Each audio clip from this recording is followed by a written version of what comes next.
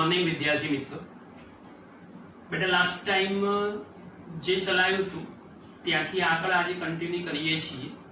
आजनो मुद्दो बहु अगत्यनो छे, बोर्डनी परीक्षामां पूछवा लायक, એટલે જરા ધ્યાનથી સમજજો। ચોપડીમાં સળંગ કન્ટિન્યુ લખેલું છે, આપણે એને બે ડિપાર્ટમેન્ટમાં લઈ લઈશું એટલે સમજ સારી પડે। થોડું ધ્યાનથી સમજજો જરા। સૌથી પહેલા ઇલેક્ટ્રોનનો ડ્રિફ્ટ વેગ अथवा ड्रिफ्ट गति, वेग अथवा गति जे शब्द प्रयोग करवो होय करी शकाय। इलेक्ट्रॉन नो ड्रिफ्ट वेग भी चालशे, ड्रिफ्ट गति पण चालशे। बेटा आ टॉपिक समझवा माटे ध्यान आपजो। टेक्स्ट बुक करता अलग थोड़ी सरल भाषामां लईए छीए आपणे। हवे समझो के धारो के आपणी पासे आवो कोईक वाहक सळियो छे, આપણી પાસે આવો કોઈક વાહક સળિયો છે। સળિયો અથવા કોઈ બી પ્રકારનો એવો જાડો રોડ એવો વિચારી લો કે કોઈક વાહક સળિયો છે। હવે આ જે વાહક સળિયો આપણે તૈયાર કર્યો, આવો એક રોડ જાડો એ વિચારી લો। હવે કોઈ પણ પ્રકારના વાહકમાં યાદ રાખજો બેટા, ધન વિદ્યુત ભારિત કણો એના मध्यमान स्थाननी आसपास दोलनो करशे, पण क्यारे? ज्यारे आपणे एमांथी प्रवाह पसार करावीशुं अथवा एने क्षेत्र लागू पाडीशुं त्यारे। समजજો जरा ध्यानथी। शरूआतमां आवा वाहकमां आ धन विद्युत भारित कणो एना निश्चित बिंदुओ पर स्थिर छे। आ सिवाय आमां इलेक्ट्रॉन पण हशे ज। तो आपणे मात्र अत्यारे कोई एक इलेक्ट्रॉन पर फोकस करो के जे ए बिंदु पर छे। हवे तमे बहु ज ध्यानथी विचारो के आपणे बे कंडीशनो लईए। नंबर 1 के आवा वाहकमां विद्युत प्रवाह पसार करावता नथी, एटले के विद्युत क्षेत्रनी गैरहाजरीमां वात करवी छे। विद्युत क्षेत्र लागू पाडेलुं नथी त्यारे आपणे वात करवी छे। ए बिंदु उपरथी धारो के इलेक्ट्रॉन पोतानी गतिनी शरूआत करे तो ए गति ए केवी रीते थशे? तो मानी लो के अहींयाथी इलेक्ट्रॉननी गति थई अने आ धन आयन साथे अथड़ा। हवे बेटा अहींया छे ने थोड़ीक एक नवी वात डेवलप करूं छुं, शांतिथी सांभळजो, समजजो। एवुं मानी लो के सचिन तेंडुलकर जे क्रिकेट जगतना महान हस्तीओमां एमनो समावेश थाय, एमने આપણે એવું કહીએ કે ભાઈ તમારે જંગલમાં ક્રિકેટ રમવાનું છે। તો એવું ધારી લો કે ભાઈ ખુલ્લા મેદાનમાં ને જંગલમાં આપણે ક્રિકેટ રમવાની વાત છે। હવે જંગલમાં હિંસક પ્રાણીઓ નથી એવું ધારી લેવાનું। તો મોટા મોટા ઝાડ તો હોય જ। સચિનભાઈ જે બોલને ફટકો મારે એ ગ્રાઉન્ડ શોટ હોવો જોઈએ, હવામાં એ દડો ના જવો જોઈએ, આ પણ ધ્યાન રાખવાનું। तो आपणे आवी पोजीशन ने मगजमां इमेज करो, विचारो अने अहींया जुओ तो आ धन जे बधा मूकेला छे बधा जंगलना झाड़ छे अने आ ए बिंदु पासे जे आपणे नानु डॉट बतावेलुं छे इलेक्ट्रॉन एटले दड़ो छे। सचिन भाईए दड़ानो फटको मारी दीधो, जंगलना झाड़ साथे ए दड़ो અહીંથી અથડાય। અહીંયા નવી વાત આવી કે ભાઈ જ્યારે દડો જંગલના ઝાડ સાથે અથડાશે એટલે અથડામણ થઈ, એક્સિડન્ટ થાય। એક્સિડન્ટ થાય એટલે સામાન્ય રીતે ઝઘડો બબાલ થાય। જેનો પક્ષ ભારે હોય એ જીતી જાય, જેનો પક્ષ હલકો હોય એ ચૂપચાપ કે કઈ વાંધો નહીં, સોરી સાહેબ, ચાલશે। અને તો આવી પરિસ્થિતિનું નિર્માણ થાય તો આ નાનકડો દડો આ ઝાડ સાથે અથડાય તો ઝાડ પડી જાય નહીં, દડો જોવે કે આટલું મોટું ઝાડ, આપણી દાદાગીરી ત્યાં ચાલવાની નથી, તો શું કરીએ? તો કઈ કરવું નથી, અથડામણ થઈ, ચલો પોતાની ગતિનો માર્ગ બદલી નાખો. અહીંયાથી દાખલા તરીકે દડો એ આ જગ્યાએ આવ્યો, ફરી બીજા ઝાડ સાથે અથડાયો, ત્યાંથી ધારો કે આમ, ત્યાંથી ધારો કે આપણે કોઈ એક ચોક્કસ જગ્યા બી બિંદુ પાસે એવી થશે કે જે વખતે અથડામણના કારણે આંતરિક ઉર્જાઓ એની ઘટાડતા એક સ્ટેજ ઉપર આ દડો એ સ્થિર થઈ જશે, ફિક્સ થઈ જશે, એટલે એની ગતિ અટકી જશે. તો આપણે સૌથી પહેલા વિદ્યુત ક્ષેત્ર આમાં લાગુ પાડ્યું જ નહોતું, જંગલના ઝાડ સ્થિર જ હતા. એવા સંજોગોમાં આપણો ઇલેક્ટ્રોન એટલે કે દડો એની ગતિ એ A થી B સુધી થઈ. ખૂબ ધ્યાનથી જોજો. હવે આપણે એવું વિચારીએ છીએ કે ભાઈ આ સળિયાને, આ બધા ધન વિદ્યુત ભારિત કણ દેખાય એટલે થોડા મોટા બતાવું છું. આ દેખાવા જોઈએ, આ બધા ધન વિદ્યુત ભારિત કણ જેને આપણે જંગલના ઝાડ તરીકે ઓળખેલા છે. હવે સમજો કે ભાઈ આ જે સળિયો છે એ સળિયાના બંને છેડાઓને આપણે કોઈક જગ્યાએ બેટરી સાથે જોડીને એમાંથી પ્રવાહ પસાર કરો, એટલે કે આવા વાહકને આપણે વિદ્યુત ક્ષેત્ર લાગુ પાડીએ છીએ. બેટા આગળ બી મેં કીધું હતું, ઇલેક્ટ્રોનની ગતિ આમ થાય છે તો વિદ્યુત ક્ષેત્ર એની વિરુદ્ધ દિશામાં જ હોવું જોઈએ. આ કાયમ માટે યાદ રાખવાનું છે. હવે આ વાહકમાં આપણે પ્રવાહ પસાર કર્યો અથવા એને ક્ષેત્રની અસર હેઠળ લાવ્યા છીએ, તો શું થશે?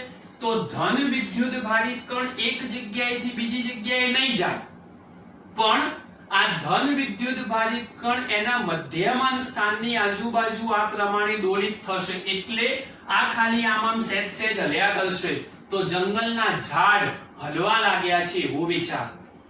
હવે આ જ ઇલેક્ટ્રોન એ ફરી એ બિંદુ ઉપરથી ગતિની શરૂઆત કરશે તો પરિસ્થિતિ કેવી નિર્માણ પામશે કે આ જંગલનું ઝાડ હલતું હોય તો એની ગતિ ધારો કે એનો માર્ગ બદલી અને કોઈક આવી જગ્યાએ ડેવલપ થવાની, તો એ વિદ્યુત ક્ષેત્રની હાજરીમાં જે ગતિ થઈ,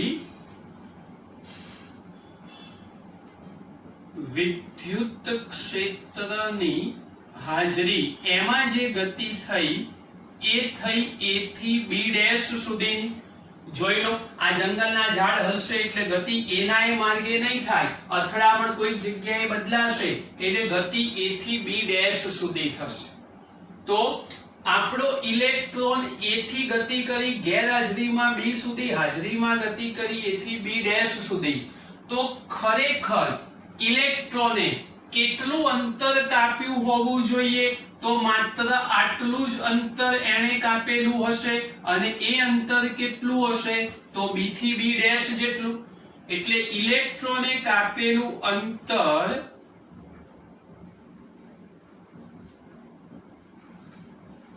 is equal to B થી B ડેશ જેટલું હોવું જોઈએ. હવે બેટા ધ્યાનથી વિચારો, જો ઇલેક્ટ્રોન B થી B ડેશ જેટલું અંતર કાપે, જો ઇલેક્ટ્રોન B થી B ડેશ જેટલું અંતર કાપે તો અંતર ત્યારે જ કપાય કે જ્યારે એનો કોઈ ચોક્કસ પ્રકારનો વેગ હોવો જોઈએ. તો આ પરિસ્થિતિમાં જે વેગ તૈયાર થશે એ વેગને આપણે ડ્રિફ્ટ વેગ એવું નામ આપીશું. અંગ્રેજીમાં એને ડ્રિફ્ટ વેલોસિટી તરીકે ઓળખી શકાય. એટલે આ ડ્રિફ્ટ વેગ અથવા તો ડ્રિફ્ટ વેલોસિટી તૈયાર થઈ, યાદ રાખજો. હવે એને જો સૂત્ર સ્વરૂપે સમજવું હોય તો સૌથી પહેલા નંબરમાં ઇલેક્ટ્રોનની ગતિ થાય છે, એટલે ન્યૂટનની ગતિના બીજા નિયમ પ્રમાણે એનો પ્રવેગ હોવો જોઈએ. ઇલેક્ટ્રોનનું દળ, એની ઉપર ક્ષેત્રની હાજરીના કારણે બળ લાગશે અને એનો પ્રવેગ હોવો જોઈએ. બીજા નંબરની અંદર આપણે ઇલેક્ટ્રોનને ક્ષેત્રમાં મૂક્યો છે તો એની ઉપર લાગતું બળ એ વિદ્યુત બળ, આ જે તૈયાર થવાનું એ આપણું ન્યૂટનના નિયમને અનુસરતું બળ, આ ઇલેક્ટ્રોનિક્સની અંદર આવતું વિદ્યુત બળ, તો આ બળ તૈયાર થશે. આ બંને સૂત્રો જે તૈયાર થયા એને સરખાવો. હવે આને સરખાઈએ. બેટા ધ્યાનથી સમજજો, આપણી ગતિ ઇલેક્ટ્રોનની છે તો ઇલેક્ટ્રોનનો વિદ્યુતભાર ઋણ છે. આગળ ઇલેક્ટ્રોન માટે નેગેટિવ સાઇન મૂકો તો ખબર પડે, નહીં મૂકો તો કોઈ તકલીફ પડવાની નથી. આ યાદ રાખજો. બે સૂત્રોને સરખાઈ દઈએ તો શું થશે બેટા? ma is equal to small e into capital E. આમાંથી આપણે a ને કરતા બનાવો તો small e into capital E upon m, જ્યાં a એટલે પ્રવેગ, સ્મોલ e ઇલેક્ટ્રોનનો વિદ્યુતભાર, કેપિટલ E લાગુ પાડેલું ક્ષેત્ર અને m એટલે થઈ જશે દર. પ્રારંભમાં જ્યારે એ બિંદુ પાસે ઇલેક્ટ્રોન સ્થિર હતો ત્યારે એનો પ્રારંભિક વેગ કેવો લીધો તો આપણે 0, એટલે પ્રારંભિક વેગ અસ્તિત્વ ધરાવતો નથી કેમ કે સ્થિર છે. હવે આટલા પ્રવેગથી એની ગતિ થઈ તો આપણે એનો અંતિમ વેગ શોધવો હોય તો શોધી શકાય. તો હવે અંતિમ વેગ શોધવો હોય તો આપણું સાદું સૂત્ર v બરાબર v0 પ્લસ at. હવે સમજો, આ v અંતિમ વેગ છે એને નામ આપી દઈશું vd. d for drift. Drift એટલે ખસવું. આ જે b થી b' ખસ્યા એને સૂક્ષ્મ સ્થાનાંતર તરીકે ઓળખી શકાય. તો b થી b' વાળી વાત એને આપણે ડ્રિફ્ટ વેલોસિટી કહીએ. પ્રારંભિક વેગ 0 થઈ ગયો, એની જગ્યાએ લખશો minus small e capital E upon m, અને t એની જગ્યાએ નવું નામકરણ સેટ કરું છું, એને વાંચીશું ટાઉ, જ્યાં tau is equal to relaxation સમય. યાદ રાખજો, ટાઉને કહીશું રિલેક્સેશન સમય, એની ડેફિનેશન અલગ થશે. યાદ રાખજો, ઇલેક્ટ્રોનની આયનો સાથેની બે ક્રમિક અથડામણ વચ્ચેનો સરેરાશ સમયગાળો એને રિલેક્સેશન સમય ટાઉ તરીકે ઓળખી શકાય. તેની જગ્યાએ આપણે ટાઉ લખવાનું છે. ફરી એકવાર કહું છું, ઇલેક્ટ્રોનની આયનો સાથેની બે ક્રમિક અથડામણ વચ્ચેનો સરેરાશ સમયગાળો અને એ સરેરાશ સમયગાળાને આપણે રિલેક્સેશન સમય કહીશું. તો બેટા અગત્યની વાત છે, ધ્યાન રાખજો. સૂત્રમાં કિંમત મૂકી દીધી તો ડ્રિફ્ટ વેગનું ફાઇનલ સૂત્ર જો લખો તો vd is equal to small e capital E upon m અને ઇન્ટુ થઈ જશે ટાઉ. આ તમને માત્ર ડ્રિફ્ટ વેગ એની સમજૂતી પૂરી પાડી છે. હજુ આગળ નવું સૂત્ર આપણે સાબિત કરીશું, પણ આ ડ્રિફ્ટ વેલોસિટી શું છે એની તમને સમજ પડવી જોઈએ. તો બેટા ખૂબ અગત્યની વાત, ચોપડીમાં બધા સળંગ મુદ્દાઓ લખેલા હશે, એ પ્રમાણે આપણે કામ નહીં કરીએ. અત્યારે માત્ર ડ્રિફ્ટ વેગ અથવા ડ્રિફ્ટ વેલોસિટી સમજવાનો પ્રયત્ન કરીશું. એ થઈ જાય પછી એના નવા મુદ્દા ઉપર આપણે આગળ વધીશું. ચાલો બેટા, હવે નવા મુદ્દાની શરૂઆત કરીએ છીએ. ખૂબ ધ્યાનથી સમજજો જરા. એકદમ અગત્યનો પ્રશ્ન, પરીક્ષામાં પૂછવા લાયક પ્રશ્ન લખી આપું છું. પહેલા હેડિંગ આવું હશે: સાબિત કરો કે રો બરાબર m upon n square tau. ખૂબ ધ્યાનથી સમજજો. આ એક સૂત્ર આપણે સાબિત કરવાનું છે કે ભાઈ રો બરાબર m upon n square tau. બહુ અગત્યની વાત છે. હવે સમજવા માટે ઓલરેડી અહીંયાથી ટોપિકનો ઉપયોગ છે, રનિંગ જ છે ચોપડીમાં, પણ આપણે અહીંથી જ સમજવાનું છે. કે ભાઈ માની લો કે આપણી પાસે આ વાહક જે આગળ કીધો છે એ વાહકના આડછેદનું ક્ષેત્રફળ કેપિટલ A અને લંબાઈ ધારો કે L જેટલી છે. ઇલેક્ટ્રોનનું જે વહન છે એ આ દિશામાં જો બતાવીએ તો સ્વાભાવિક છે કે ભાઈ વિદ્યુત ક્ષેત્ર એની વિરુદ્ધ દિશામાં હોવું જોઈએ. એટલે આ ઇલેક્ટ્રોન આ દિશામાં ગતિ કરશે તો ક્ષેત્ર એની વિરુદ્ધ દિશામાં જશે. હવે સૌથી પહેલા નંબરમાં આવા એ આડછેદવાળા વાહકમાં ઇલેક્ટ્રોને કાપેલું અંતર જો મારે શોધવું હોય તો એ અંતર શોધવા માટે આપણું સાદું સૂત્ર વેગ બરાબર અંતર ભાગ્યા સમય. વેગની જગ્યાએ વીડી કહી દઈશું, અંતરની જગ્યાએ ધારો કે ડેલ્ટા x કહી દો તો ચાલશે અને સમયની જગ્યાએ ડેલ્ટા t કહી દઈશું તો ચાલશે. સૂક્ષ્મ વાત કરીએ છીએ એટલે કે આપણી આકૃતિની અંદર આ vd છે ડ્રિફ્ટ વેગ માટે. ડેલ્ટા x ને જો કરતા બનાવો તો vd into ડેલ્ટા t થાય. આટલું અંતર એ ઇલેક્ટ્રોન દ્વારા કપાય છે એવું કહેવાય. એટલે કેવી રીતે ખબર પડે કે ભાઈ અહીંથી ઇલેક્ટ્રોનની ગતિની શરૂઆત થઈને અહીંયા સુધી પહોંચ્યો તો એને આ જે ડિસ્ટન્સ છે એ vd into ડેલ્ટા t જેટલું કાપ્યું હશે. તો અગત્યની વાત થઈ, ખાસ ધ્યાનથી સમજજો. એટલે આપણે અંતર શોધી દીધું.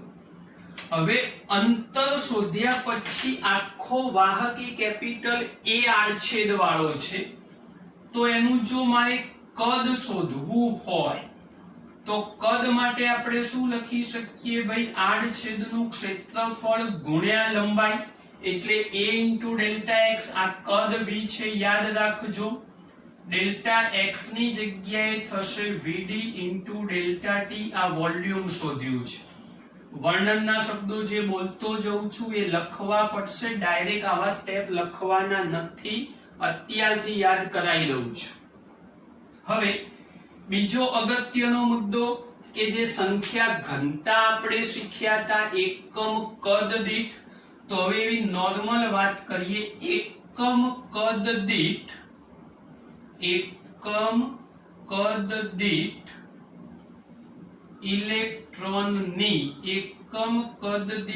ઇલેક્ટ્રોનની સંખ્યા is equal to small n. એને આપણે સંખ્યા ઘનતા કહીશું, આગળ શીખેલા છે. એટલે એક એકમ કદ હોય તો અંદર રહેલા ઇલેક્ટ્રોનની સંખ્યા આટલી, તો આપણું v કદ હોય તો એની સંખ્યા કેટલી થશે? તો દાખલા તરીકે એને આપણે કેપિટલ n નંબર આપી દો તો v ગુણ્યા n એટલે v into n થશે. તો માટે v એની જગ્યાએ કિંમત તૈયાર a vd ડેલ્ટા t અને સ્મોલ n તો ખરો જ. તો આ ટોટલ વાહકમાં એકમ કદ દીઠ ઇલેક્ટ્રોનની સંખ્યા પરથી આખા વોલ્યુમમાં રહેલા ઇલેક્ટ્રોનની સંખ્યાનો અંદાજ મેળવી શકાય. હવે n આપણી પાસે તૈયાર થઈ ગયો છે, વિદ્યુત ક્ષેત્ર આપણે લાગુ પાડી દીધું છે. તો એવા સંજોગોની અંદર વાહક સાથે અથવા વાહકમાંથી પસાર થતો વિદ્યુત ભાર શોધી દઈએ. ચલો વિદ્યુત ભાર શોધો તો અહીંયા સૂક્ષ્મ ટોનમાં લખીશું delta q is equal to સૂત્ર હતું q બરાબર ne. યાદ રાખજો. તો n into e. n આપણી પાસે તૈયાર જ છે તો માટે શું કરશો? Delta q is equal to n ની જગ્યાએ a vd delta t n અને e. તમે અહીંયા ઇલેક્ટ્રોનના વિદ્યુતભાર તરીકે ઋણ નિશાની મૂકી શકો, પણ ઋણ નિશાની મૂકી અને પછી મૂલ્ય તરીકે માનાંક બતાવો તો ઓલરેડી પોઝિટિવ થઈ જવાનું છે. આપણે પહેલેથી જ પ્લસ સ્વરૂપમાં કામ કરેલું છે, યાદ રાખજો. આ ડેલ્ટા ટી છે અને ડેલ્ટા ક્યુ ના છેદમાં લઈ દઈએ આપણે, તો જોજો ધ્યાનથી, માટે ડેલ્ટા ક્યુ અપોન ડેલ્ટા ટી, આ ડેલ્ટા ટી અહીંયા હતો એને છેદમાં લઈ દીધો, તો ઇઝ ઇક્વલ ટુ n વીડી, આ n લખ્યો, આ વીડી લખ્યો, a અને e, આ બધું જ ખરું, a અને e પણ લખી દીધું આપણે. હવે delta Q upon delta T is equal two i થઈ જશે. વિદ્યુત પ્રવાહ ખબર છે આપણને, એટલે i is equal to n VD a અને e. આ યાદ રાખજો, આ એક પ્રવાહ માટેનું અગત્યનું સૂત્ર. આની અંદર આવતા વચ્ચેના સૂત્રો એ દાખલા ગણવામાં તમને ખૂબ મદદ કરશે, એટલે આ તમારે ખૂબ ધ્યાનથી સમજવાના છે. i બરાબર n VD a into e. હવે i મળી ગયો છે આપણી પાસે. અહીંથી કંઈક નવું જે જાણો છો એ શીખીએ છીએ આપણે. તો હવે આ a દેખાય છે અને છેદમાં લાવો, તો i upon a is equal to N E V D. યાદ કરો, આઈજા સૂત્ર લાસ્ટ ટાઈમ જ શીખવાડ્યું હતું.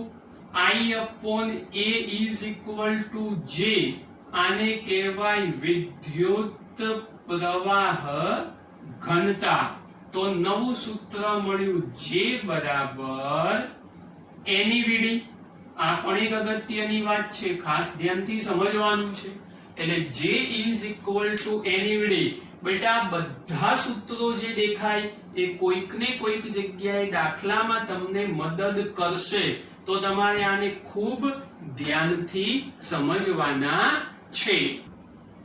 હવે j બરાબર એની વીડી સૂત્ર આપણને મળી ગયું. બેટા ઓહમના નિયમની જોડે સામ્યતા ધરાવતું એક બીજું સૂત્ર આપણે શીખ્યા હતા, કદાચ ખબર હોય તો, J is equal to sigma into E. આ બીજું સૂત્ર ઓલરેડી આપણે શીખેલા છીએ, ઓહમના નિયમની જોડે સામ્યતા વાળી. આનો ધારો કે નંબર 1 કહી દઉં, આને ધારો કે નંબર 2 કહી દઉં. હવે આ બંને સૂત્રોને આપણે સરખાઈ દઈએ. જુઓ શું થશે. 1 અને 2 ને સરખાવતા, ચલો બંને સૂત્રોને સરખાવું છું, તો sigma into E is equal to N E V D. પણ ડ્રિફ્ટ વેગ આપણી પાસે તૈયાર જ છે, જે આપણે શોધેલો છે, એની કિંમત મૂકી દઈએ. પણ વીડી બરાબર સ્મોલ ઈ કેપિટલ ઈ અપોન એમ ઇન્ટુ ટાઉ. યાદ રાખજો, આ ટાઉ છે, આ જે છે, ભૂલ ના પડવી જોઈએ. હવે બેટા એક બીજી વાત કહી દઉં, સાહેબ આ સૂત્ર સાબિત કર્યું એમાં તો તમે e માઈનસ માં છે, તો અહીંયા કેમ પ્લસ મૂક્યો? મેં હમણાં આગળ કહી દીધું કે આપણે વેલ્યુએશન ઉપર જઈ રહ્યા છીએ એટલે પ્લસ. ધારો કે તમારે એવું કરવાની ગણતરી ના હોય તો અહીંયા ઇલેક્ટ્રોનની એન્ટ્રી થઈ, અહીંયા નિશાની મૂકી દેવાની માઈનસ. અહીંયા માઈનસ મૂકશો એટલે આ સૂત્ર માઈનસ વાળું બનશે, આ સૂત્ર માઈનસ વાળું, આ સૂત્ર માઈનસ વાળું, અને પછી તમે વીડી ની કિંમત માઈનસ વાળી મૂકશો તો ઓટોમેટિક પ્લસ થઈ જ જવાનું છે. આપણે અહીંયાથી જ કહી દીધું કે માનાંક મૂકવાની જરૂર નથી, આપણે ધન વિદ્યુતભાર તરીકે પ્લસ લઈને જ કામ કરીએ છીએ, એટલા માટે ઋણ મૂકવાની જરૂર નથી. છતાં બી તમારે જો માઈનસ મૂકવો હોય તો અહીંથી માઈનસ કરશો અને વીડી ની કિંમત માઈનસ મૂકશો એટલે ઓટોમેટિક પ્લસ થઈ જશે. આ ખોટું નથી, ચિંતા ના કરશો, આપણે વેલ્યુ ઉપર જઈ રહ્યા છીએ.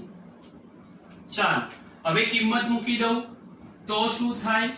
માટે સિગ્મા ઇન્ટુ ઈ બરાબર એન ઈ, વીડી ની જગ્યાએ સ્મોલ ઈ કેપિટલ ઈ અપોન એમ ઇન્ટુ ટાઉ. હવે જુઓ, બે બાજુથી કેપિટલ ઈ આપણે કેન્સલ કરી દઈએ, તો સિગ્મા બરાબર n e square tau, n e square tau upon m તૈયાર થઈ ગયું. n e square tau upon m તૈયાર થયું. આ સિગ્મા મળ્યો છે હો, પ્રશ્ન પર ફોકસ કરજો. આવું સાબિત નથી કરવાનું, પ્રશ્ન જુદો છે. તો સાહેબ હવે કેવી રીતે આવશે? તો યાદ તમારે કરવાનું. શું યાદ કરવાનું? પણ sigma is equal to 1 upon rho. યાદ કરો, અવરોધકતાના વ્યસ્તને વાહકતા કહે છે. તો એ કોન્સેપ્ટનો ઉપયોગ આમાં થાય તો શું કરીશું? સિગ્માની જગ્યાએ થશે 1 upon rho is equal to n square tau upon m. માટે રો ને કરતા બનાવો, વ્યસ્ત કરી દો તો m upon n square tau. આ તમારું અગત્યનું સૂત્ર પૂરું થઈ ગયું. તો બેટા બહુ જ અગત્યની વાત છે. આ થિયરી પરીક્ષામાં પૂછવા લાયક.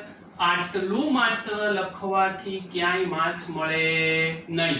વચ્ચે ડેફિનેશન, વ્યાખ્યાના શબ્દો, એના મુદ્દાઓ એ બધું અપ ટુ ડેટ લખવું પડે ને એ લખો તો જ આના પૂરા માર્ક્સ મળે, બાકી આના પૂરા માર્ક્સ મળે નહીં. પણ આ થિયરી બોર્ડની પરીક્ષામાં વીઆઈપી પ્રશ્ન છે. બંને મુદ્દાઓ મેં જુદા કરી આપ્યા, ચોપડીમાં સળંગ છે. ચિંતા ના કરતા, ગભરાતા નહીં. અને ઋણ નિશાનીનો ઉલ્લેખ એ બંને મેથડમાં મેં બતાવ્યો. તમને જે અનુકૂળ હોય એ મેથડનો ઉપયોગ કરી શકાય. ચાલો બેટા, હવે નવા મુદ્દાની શરૂઆત કરીએ છીએ. ધ્યાન રાખજો, આ પણ એક સારો મુદ્દો છે, ધ્યાનથી સમજજો જરા. ટાઇટલ છે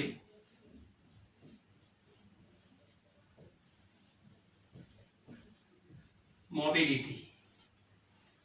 અત્યારનું તમારું ને મારું બંનેનું લેટેસ્ટ વર્ઝન એટલે મોબાઈલ. એના વગર તમને મને બેમાંથી કોઈને આ સમયગાળામાં સહેજ પણ ચાલે એવું નથી.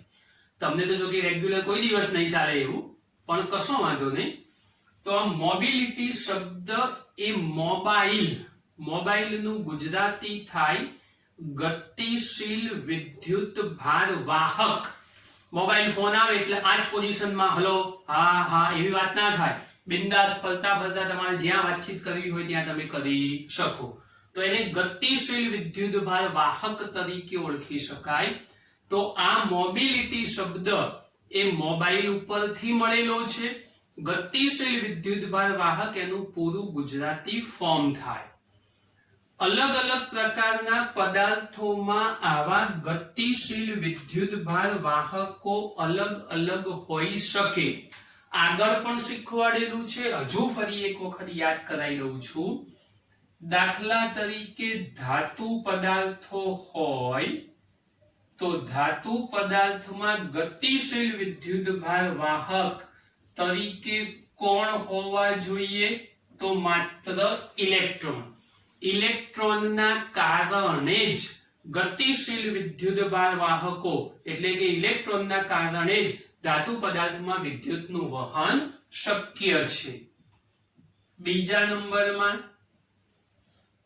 વિદ્યુત દ્રાવણ હોય તો એમાં ધન અને ઋણ આયનોના કારણે વિદ્યુતનું વહન થાય. એમાં પોઝિટિવ નેગેટિવ આયન જોઈએ. NaCl નું દ્રાવણ હોય તો Na+ અને Cl- આયન સ્વરૂપમાં હોવા જોઈએ.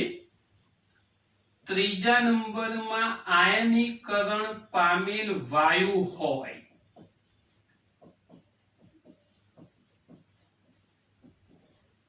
તો આયનીકરણ પામેલા વાયુની અંદર ઇલેક્ટ્રોન તથા ધન આયનો એના કારણે વિદ્યુતનું વહન પોસિબલ છે. જે મધ્યમાન સ્થાનની આજુબાજુ દોલિત થતા હોય એક પ્રકારનું વહન જ દર્શાવે.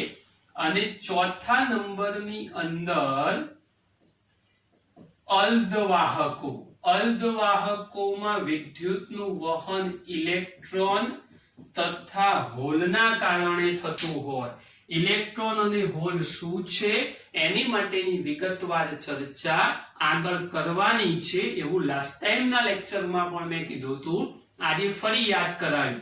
અલગ અલગ પ્રકારના પદાર્થોમાં ગતિશીલ વિદ્યુતભાર વાહકો જુદા જુદા હોઈ શકે અને આવા ગતિશીલ વિદ્યુતભાર વાહક એ આપણને કેવી રીતે કામમાં આવે એ આપણે વિગતવાર ધીમે ધીમે સમજીશું. હવે મોબિલિટીની શરૂઆત કરીએ છીએ। બેટા બે સૂત્રો હતા હમણાં જ થિયરીમાં આપણે ભણ્યા છીએ। એક J is equal two NEVD તથા બીજું J બરાબર સિગ્મા ઇન્ટુ E। આ બંને સૂત્રો જે તૈયાર છે એને સરખાવ। ચલો બે સૂત્રોને સરખાઈએ તો શું થશે? NEVD is equal to sigma into E। તો આપણે આની ફોર્મ્યુલા ડેવલપ કરવી છે મોબિલિટીની, સમજજો જરા। તો VD upon E, આ E ને છેદમાં લઈ દઉં તો અહીંયા થશે સિગ્મા upon NE। આવી ફોર્મ્યુલા આપણે ડેવલપ કરી છે। હવે તમને મોબિલિટીની ડેફિનેશન શીખવાડું છું, ધ્યાનથી સમજજો। જ્યાં VD upon E એકમ વિદ્યુત ક્ષેત્ર દીઠ ડ્રિફ્ટ વેગ, એકમ વિદ્યુત ક્ષેત્ર દીઠ ડ્રિફ્ટ વેગ લખીને આપું છું। એકમ વિદ્યુત ક્ષેત્ર દીઠ ડ્રિફ્ટ વેગ એને મોબિલિટી તરીકે ઓળખી શકાય। એટલે એકમ વિદ્યુત ક્ષેત્ર દીઠ ડ્રિફ્ટ વેગને મોબિલિટી કહે છે। એકમ ક્ષેત્ર દીઠ વેગનો બદલાવો એને આપણે મોબિલિટી કહીશું। અને આ મોબિલિટીને દર્શાવવા માટેની સંજ્ઞા છે મ્યુ। જે 11મા ધોરણમાં તમે ઘર્ષણાંક કહેતા હતા એ જ સંજ્ઞા અહીંયા થશે। તો આ મોબિલિટીની ડેફિનેશન થઈ। નવી ભૌતિક રાશિ પ્રાપ્ત થઈ છે તો નવી ભૌતિક રાશિનો એકમ અને પારિમાણિક સૂત્ર ચોક્કસ શોધવા પડશે। તો સૌથી પહેલા મ્યુ નો એકમ ડેવલપ કરીએ છીએ આપણે, સમજજો જરા। ચલો હવે આનો એકમ બનાવવો હોય તો આપણું સૂત્ર તૈયાર VD upon E। ચલો આની મદદથી એકમ ડેવલપ કરું છું તો શું થશે? ડ્રિફ્ટ વેગ એટલે વેગ જ કહેવાય, મીટર પ્રતિ સેકન્ડ। અને વિદ્યુત ક્ષેત્ર માટે એકમ ન્યૂટન પ્રતિ કુલમ અથવા જો એકમ ન્યૂટન પ્રતિ કુલમ સિવાય થશે વોલ્ટ પ્રતિ મીટર। બંને રીતે કામ કરું છું, જોજો જરા ધ્યાનથી પહેલા। માટે અહીંયા કુલમ ઉપર થશે એટલે મીટર ઇન્ટુ કુલમ છેદમાં ન્યૂટન ઇન્ટુ સેકન્ડ। આ બાજુ જો કરવું હોય તો આ બાજુ થશે મીટર સ્ક્વેરના છેદમાં વોલ્ટ ઇન્ટુ સેકન્ડ। તો આ બંને એકમો તૈયાર થઈ ગયા આપણી પાસે। એક આ યાદ રાખવાનો, બીજો આ યાદ રાખવાનો। પણ જો આમાં ફેરફાર કરવા હોય તો કરી શકાય। કેવા? તો જુઓ, મીટર સલામત રાખો, કુલમ્બની જગ્યાએ એમ્પિયર ઇન્ટુ સેકન્ડ, ન્યૂટનની જગ્યાએ કિલોગ્રામ ઇન્ટુ મીટર પ્રતિ સેકન્ડ સ્ક્વેર। અને આ સેકન્ડ તો ખરો જ, તો આ સેકન્ડ સ્ક્વેર અહીંયાથી કેન્સલ થઈ જશે, મીટર અહીંથી કેન્સલ થશે એટલે સેકન્ડ સ્ક્વેર ઉપર જશે। જો અહીંયા લખું છું સેકન્ડ સ્ક્વેર ઉપર જશે અને છેદમાં સેકન્ડ સ્ક્વેર ઉપર ગયું અને છેદમાં શું થઈ જવાનું? આ એમ્પિયર તો ખરા જ એટલે એમ્પિયર ઇન્ટુ સેકન્ડ સ્ક્વેર અને છેદમાં આવશે કિલોગ્રામ। બેટા ધ્યાનથી સમજી લેજો, આ બહુ અગત્યની વાત। ફરી એકવાર, મીટર પ્રતિ સેકન્ડ નીચે ન્યૂટન પ્રતિ કુલમ, કુલમ ઉપર સેકન્ડ નીચે, મીટર સલામત, કુલમ એટલે એમ્પિયર ઇન્ટુ સેકન્ડ, ક્યુ બરાબર IT તો એમ્પિયર ઇન્ટુ સેકન્ડ, ન્યૂટનની જગ્યાએ કિલોગ્રામ ઇન્ટુ મીટર પ્રતિ સેકન્ડ સ્ક્વેર, સેકન્ડ સલામત તો સેકન્ડ ઉડાડ્યો, મીટર ઉડાડ્યો, છેદનો છેદ ઉપર એટલે સેકન્ડ સ્ક્વેર ઇન્ટુ એમ્પિયર અને છેદમાં થશે કિલોગ્રામ। અથવા બીજો એકમ મીટર સ્ક્વેરના છેદમાં વોલ્ટ ઇન્ટુ સેકન્ડ। એકમ ડેવલપ થઈ ગયો છે, એની મદદથી પારિમાણિક સૂત્ર બનાવી દઈએ। તો મોબિલિટી માટેનું પારિમાણિક સૂત્ર શું તૈયાર થશે? તો જુઓ પારિમાણિક સૂત્ર એમ્પિયર સેકન્ડ સ્ક્વેર ને કિલોગ્રામ, તો ઉપર થશે A1T2, નીચે થશે M1. જોઈ લો કિલોગ્રામ માટે. તો શું કરીશું? આખું પારિમાણિક સૂત્ર M-1 L0 T2 અને A1. તો આ પારિમાણિક સૂત્ર મોબિલિટી માટેનું તૈયાર થઈ ગયું. આવું જ પારિમાણિક સૂત્ર metre square volt into second ની મદદથી કરવું હોય તો પણ કરી શકાય. મીટર સ્ક્વેર માં જુઓ, એ બી કરીને બતાવું અહીંયા જ. મીટર સ્ક્વેર માં કરશો એટલે L2. વિદ્યુત સ્થિતિમાન માટે શું નંબર હતો આપણી પાસે? 12 - 31 અને T1 તો ખરા જ. જુઓ L2 0 થઈ જશે એટલે M-1 L0. T ઉપર ગયા -3 +1 -2 એટલે 2 અને A થઈ જશે 1 એટલે -1 0 T2 A1. બંને જગ્યાએ પારિમાણિક સૂત્રો સરખા, તો આપણા બંને એકમો સરખા છે એવું ગણી શકાય. હવે સૂત્રને થોડુંક આગળ લઈ જઈએ તો VD/E અને μ કહી દઈએ તો આપણી ફોર્મ્યુલા થશે. હવે mu is equal to sigma upon n. Sigma ને જો કરતા બનાવો તો mu into n. હવે ગતિશીલ, આ ખાલી સમજવા માટે છે બેટા, કદાચ ચોપડીમાં ના પણ હોય. જો ગતિશીલ વિદ્યુતભાર વાહક તરીકે ઇલેક્ટ્રોન હોય તો ઇલેક્ટ્રોન માટે હું સૂત્ર શું લખું? Sigma E is equal to mu E. n e ઇલેક્ટ્રોનની સંખ્યા ઘનતા અને E તો ખરો જ. આ જ ગતિશીલ વિદ્યુતભાર વાહક દાખલા તરીકે હોલ હોય તો હોલ માટે શું લખું? સિગ્મા H બરાબર mu H NH into E. તો આ સીધી સાદી વાત છે, ધ્યાનથી સમજજો. આ ઇલેક્ટ્રોન માટે લખ્યું, આ હોલ માટે લખ્યું. બંનેના કારણે વહન થતું હોય તો બંનેના સરવાળા સ્વરૂપે પણ આપણે સમજી શકીએ.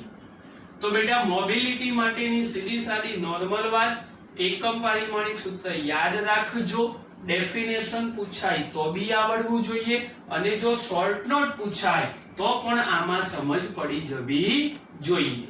ચાલો બેટા હવે નવા મુદ્દાની વાત કરીએ. નાનો ટોપિક, છેલ્લો મુદ્દો. ઓહમના નિયમની મર્યાદા.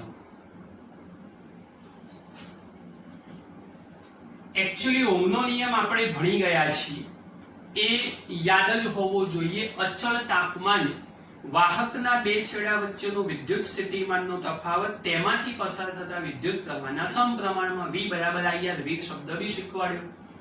આ ઓહમનો નિયમ આપણે જો ભણવો હોય તો એ ઓહમના નિયમ ભણ્યા પછી કેટલીક બાબતોનું ધ્યાન રાખવું પડે અને લિમિટેશન્સ ઓફ ઓહ્મ્સ લો કહેવાય. હવે ટેક્સ્ટબુકમાં બેટા મુદ્દો વાંચશો ને તમે તો એ ચોપડીની અંદર આ જે મુદ્દો છે એ મુદ્દામાં બધી સેમિકન્ડક્ટરની ઘણી બધી વાતો કરેલી છે જે ભવિષ્યમાં ભણીશું. હાલ એ બાબતમાં તમારે ચિંતા કરવાની જરૂર નથી. આની 3 લિમિટેશન છે, માત્ર આપણે યાદ રાખીશું. નંબર 1, VI સંબંધો એટલે વોલ્ટ અને પ્રવાહ એની માટેનો આલેખ. તમારી પાસે આવી વાત હતી આપણી પાસે, V proportional to I. આનો આલેખ દોરવાનો પ્રયત્ન કરું. કોનો? તો ભાઈ V વિરુદ્ધ I નો. અહીંયા I લઈ લો, અહીંયા V. તો લગભગ આલેખ મને કેવો મળવો જોઈએ? તો શું દેખ? એટલે સૌથી પહેલા નંબરની અંદર VI સંબંધો અરેખીય હોય છે. અરેખીયનો મતલબ શું?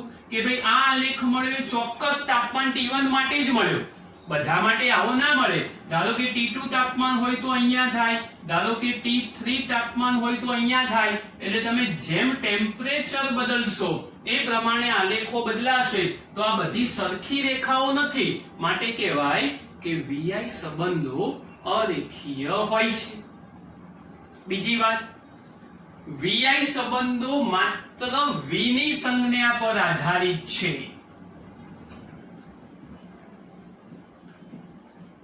VI સંબંધો માત્ર V ની સંજ્ઞા પર આધારિત. જુઓ V proportional to I, voltage બદલો તો પ્રવાહ બદલાય, કોઈ દાડો પ્રવાહ બદલવાથી વોલ્ટેજ બદલાતો નથી. એટલે કે V ની સંજ્ઞાનો મતલબ V વધારે તો I વધારે, V ઓછો તો I ઓછો. સંજ્ઞાનો મતલબ કે V ધન, ધન સંજ્ઞા તો I ધન, V ઋણ તો I ઋણ. એટલે વધારા ઘટાડા વાળી વાત છે, એટલે V ની સંજ્ઞા ઉપર આધારિત છે. આ બીજી મર્યાદા યાદ રાખીશું. ત્રીજા નંબરની અંદર અગત્યની વાત છે, એક જ પ્રવાહ માટે V ની